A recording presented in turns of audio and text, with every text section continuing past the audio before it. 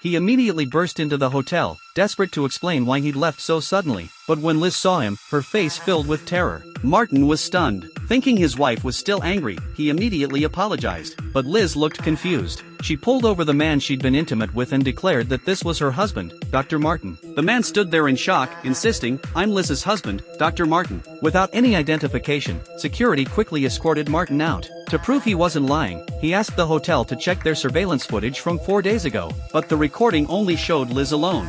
Martin tried to explain he'd been waiting outside while his wife checked in by herself. Seeing the hotel manager's skepticism, Martin mentioned he was a biology professor, they could look him up online and the truth would come out. But when the information appeared on screen, Martin was completely dumbfounded. The photo showed the man who was impersonating him. At this moment, Martin was utterly confused. His memories were so clear, why was everything different from what he remembered? The hotel manager was losing patience and threatened to call the police. Martin quickly produced a hospital card, proving he'd been in a car accident a few days ago, which might have affected his brain. For days earlier, while checking into the hotel with his wife, Martin had noticed they were missing a piece of luggage. He took a taxi to the airport, but halfway there, a refrigerator fell from the truck ahead. The female driver swerved to avoid it and accidentally drove into the river. In that instant, Martin's head slammed against the window, knocking him unconscious. Fortunately, the driver escaped and smashed the window to pull him out. But when the ambulance arrived, she mysteriously vanished from the scene. When Martin woke up in the hospital, 4 days had passed, and his wife had never tried to contact him.